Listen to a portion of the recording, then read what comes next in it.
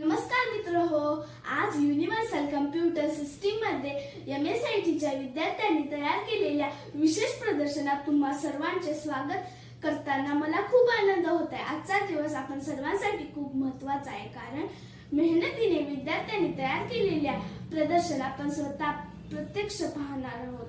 हे केवळ उत्पादनांचे प्रदर्शन नाही, तर त्यांच्या सर्जनशीलतेचे आणि कठोर परिश्रमाचे प्रतीक आहे। या प्रकल्पावर त्यांनी रात्रंदिवस मेहनत केलेली आहे आणि त्यांची ही मेहनत आपण प्रत्यक्षात पाहणार आहोत। धन्यवाद। नमस्कार, मी Shreya Pawar. Universal computer system मध्ये MSCIT कोर्स अंतर्गत आम्ही इनपुट डिव्हाइस व आउटपुट डिव्हाइस चॅप्टर शिकत असताना आम्हाला इनपुट व आउटपुट डिव्हाइसची आम्ही मॉडेल करू शकतो अशी कल्पना आम्हाला मिळाली। यामध्ये मला मधुरा पाटील, पूर्वा पाटील व श्रुती ढकळे यांची मदत झाली।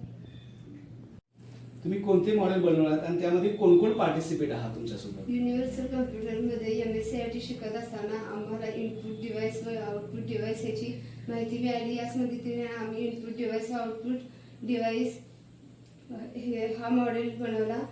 यामध्ये मी सदा, श्रुती ढफे, श्रेया पवार, पूर्वा पाटील, मधुरा पाटील यांची मदत झाली।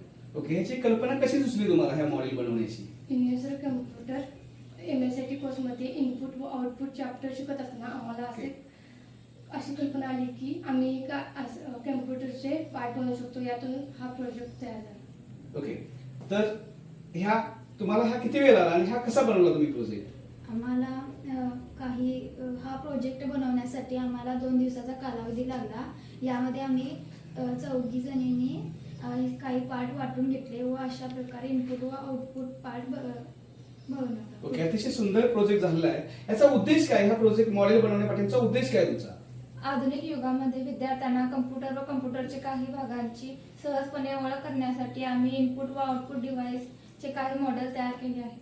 ओके, अतिशय सुंदर पद्धतीने आणि हा मॉडेल बनवलेला आहे आणि विद्यार्थ्यांना इनपुट आणि आउटपुटची अशी सहज ओळख होईल अशापैकी ह्यातून ह्या प्रोजेक्ट म्हणून दिसते आपल्याला। आणि हा प्रोजेक्ट मॉडेल बनवल्यामुळे त्यांचं मी सगळ्यांचं अभिनंदन करतो।